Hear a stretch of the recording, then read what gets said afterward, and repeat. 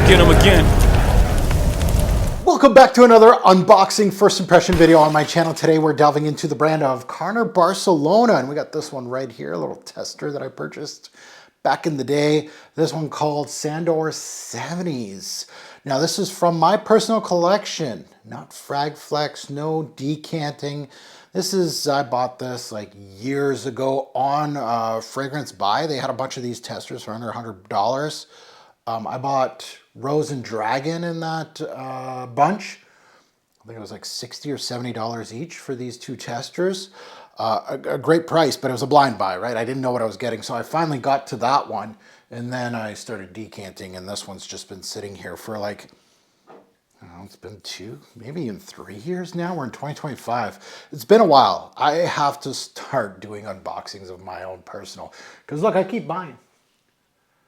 I got Tobacco Honey from Guerlain. I got Tonka Serapia, the Extrait, the new one. I have to unbox that. Some good stuff there. Some good content. Now, let's get back to Sandor 70's. Carner Barcelona is a brand that I like. It is one of those niche brands that's kind of hidden under the rug kind of thing. They have given out free bottles just for, not to me, but to TikTokers and that. They're very... TikTok and Instagram, they're very much into that realm. Obviously that spills into YouTube a bit, but yeah, they're influencer friendly, which is fine. And I feel like they're kind of like hit or miss, but they're very, I feel like a lot of their scents, like if I was giving it like a score out of 10, there's not too many like 1 to 5s. There's more like mid 6, 7, 8, maybe 9s.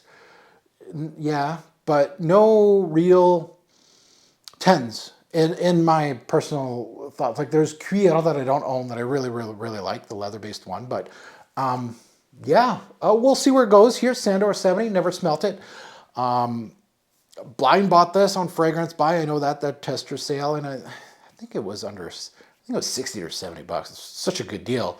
So I blind bought this not knowing what it really was. So we'll see. I'm assuming with a name like that, Sandor, could it be sandalwood based? Maybe. I don't know what the name. And again, I don't do any research. This is an unboxing, first impression. This is just off the dome here. I'm not going into the Carner website and seeing what they have, all that stuff. No. Straight up, let's delve into it. Real quick reviews, and this is giving out content to all of you. Hopefully you're enjoying it. Especially when it's in my personal collection, because it's stuff that I roll the dice on. You never know. You could have a great fragrance. Maybe it'll be a flop one day. You don't know. So before we get into anything, if you're new here, welcome to the Robes Away channel. I'm the host, Mark. If you haven't subscribed yet, hit that subscribe button. What am I unboxing tomorrow? Mr. Burberry Indigo. So such a huge, and those are both blind buys. So I don't know, right? This is the great thing about this channel is that I roll the dice on stuff. A lot. I blind buy a lot, actually. So it's kind of like a game watching me. Like, it's not like, oh, I smelled this in the store and I just bought it. Going in, what you're going to get. So hit that subscribe button. Smash that like button for my efforts. If you're subscribed or not, I'd really appreciate it. Merci beaucoup to all the returnees. Welcome back to the channel. Let's take a look at the note breakdown on this one. And up top, we have bergamot, suede, jasmine, osmanthus, and rose. So we have some unique, interesting notes. In the middle, we got tobacco, clary sage, cedar, PERU balsam, and vanilla. So we got some notes that should be in the base notes. So thicker notes. And in the base, we got leather, patchouli, vetiver, incense, and oak moss. So huge note breakdown. Lots to unpack there. You don't really know where you're going to go. What's the main facet, right? Is it tobacco? Is it leather? Like, I hope so. Oak moss, incense. Those are all the sexy ones. PERU balsam, that's sexy. Osmanthus, right? Where is it going to take me? This was released back in 2016. Obviously, the research I do is very minimal. I go in Fragrantica and I cut out the note breakdown for the video. That's all I do. I see if there's a Perfume attached to it. If there is, I put in the video, which is Rodrigo Flores Ru, which, of course, Rodrigo, I know him. And with the note breakdown, this kind of has like this feeling of a Rodrigo John Varvatos. Maybe.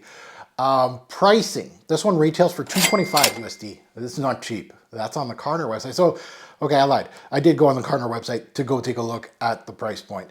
So $225, and you can find it discounters for around 90 to 110 USD. So it's not too bad. And again, when I got it for 70, that was Canadian. So for my American friends, that was crazy price for a 50 ml like this. So let's delve into this one. Let's see what we get. And again, it's a tester from Fragrance Buy. So we'll see what we get here. Sandor 70's. Atomizer's okay. There's nothing crazy. I'll keep that open because I'll put it on skin too. Wish me luck. Sandor 70's. Oh, that's balsamic. Oh. Give me a minute. I'm enjoying this. This is good. It's dark.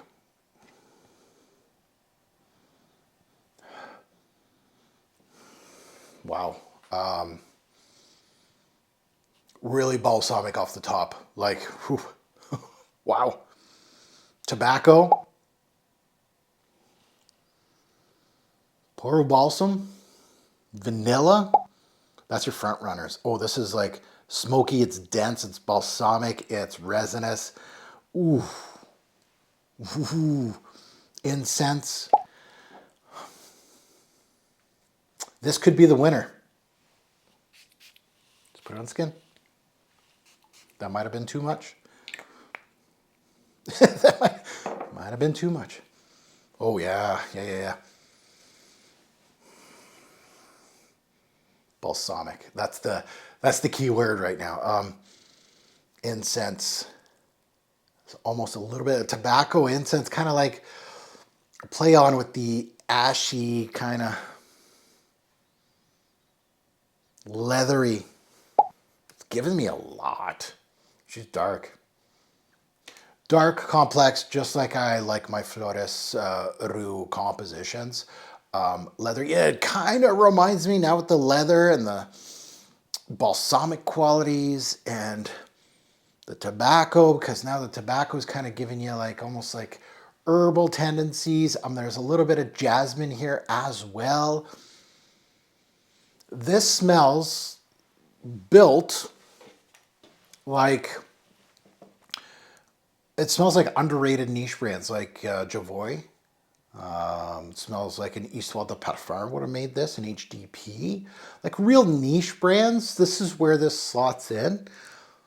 There's complexity, there's volumes, there's texture. It 100% reminds me of a dark John Varvatos release. Less playful. Like Vintage and all those Dark Rebels and all that. Like the really good ones from Varvatos. Yeah, they didn't perform, but they were complex, they were interesting, they were dark, but on another level, which is exactly what you want. Lots of smoke though, much smokier than those things. Those ones of Varvatos really didn't push. This one is pushing in regards to there's more. There's smoke, there's woods, there's tobacco, which might be the primary. There's leather, there's herbs, there's florals, cedars in here, incense. There's like a hay-like feel from the tobacco, smoky. Like you could put that with the incense or you could put it with the leather and say the leather has a smoky texture to it. Lots of cedar in here, lots of woods back in it. None of the notes, like look at me go. I'm all like just note here, note there. I'm smelling this.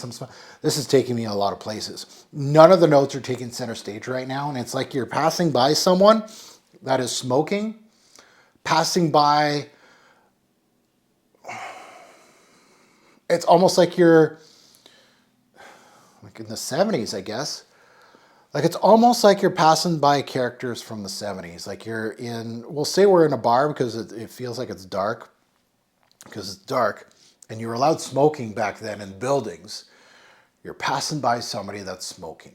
You're passing by bar stools, but like ones that are leathery. They have a leather, like a cushion on it. So, but used up. And there's like you know those bar stools that have leather, but there's also like stamps, like metal stamps to hold the leather. Like those are rusty a little bit. Someone passing you by that's wearing a very heavy indolic jasmine perfume. Sage being burned in the background, you know, herbal. Someone smoking a cigar. It's more a cigar than anything. Oh, the osmanthus is coming through a little bit with that peachy apricot. There's so much to discover in this.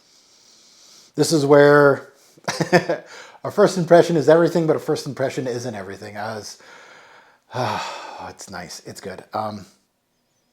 It has, like, if you are used to, and this is where, you know, putting in the nose, the brand and all that, like this is, it's dark, it's interesting, and putting the nose with this, it all starts making sense. Like if you always wanted a John Varvatos fragrance from Flores Ru, the darker stuff, and you wanted more textures, and it's funny to say that because they're complex as hell, but they're flattened because they're designers, right? You want to, the sweetness is amplified. This is not. It's there. There is some sweetness, but the smoke, the tobacco, the leather, stuff like that is punching it, right? It has all the magic that a Flores Ru complex, leathery John Varvatos type of fragrance. It feels like in that era, but it feels like in a step up, which is exactly what you want your reviewer to say. When you're saying, hey, it's a Flores Ru Varvatos, but better because it's a niche fragrance, there's a stigma there that, you know, that's what you're supposed to say, but that is what I'm saying. It's a step up. Worthy of a sniff. Worthy of a sniff. If you like, this sounds interesting to you. Yeah, this is really nice. Great work by Flores Ru. Great idea for Carner to utilize him in his strengths, because this is what he's strong at. You know, wow. It's better on my skin than it is on strip, so you're garbage. Now, I don't know about longevity and projection, because that's the issues with the Flores Ru recipes with the John Varvatos, is that they don't last, they don't push. We'll see where it goes, because it could be very interesting up the top, and it feels very full. However, right, this is just an unboxing first impression. I've been sitting on this bottle for years. In my, like, the other side of my camera is a mess, so this is why some of these are getting done. Like Mr. Burberry Indigo is next there. I bought that one years ago too. I got to get rid of these and put them right here. So now I can use them in lists. I can use them for reference, all that. Some of these fragrances you haven't seen, you haven't heard from me. I'm sitting on hundreds of these things, and there's tons up top here that need to, this is 2024. Oof, scary. Okay. Now that you heard my take, I'd love to see yours in the comments below. Good, bad, and the ugly on Sandor 70's. This is right up my alley. It's very good. I wouldn't call it a 10. It's definitely, right now in these early stages, it's definitely 8 out of 10 if I was going to give it a score. Really solid 8 and possibility of a 9, because there's so much getting thrown at me right now. And I like that. That's what I want. I want to be at the end, like, as much as it doesn't help you as a viewer. It does, but it doesn't. Like, I'm all over the place. Like, what's the primary? What's the secondary? What, are we going to lose the smoke? Is the leather primary? You could say it was very balsamic off the top, where you're starting to lose those. The osmanthus is showing a little bit of itself, the apricot. It's interesting. And I can't wait to see the comments of people that smelt this, because it's actually very solid. I haven't been this excited about a Carner in a while. I know they're always a solid brand, and I am waiting for that one. I don't think this is the one for me, that it's just automatic 10, but it's a very high 8 to possible 9 here. I don't think it's going to go down to 7s. I really don't. Yeah, and as always, a great pour fragrance will make a lasting impression. Choose your scents wisely. Thanks for watching, YouTube. Have a good one.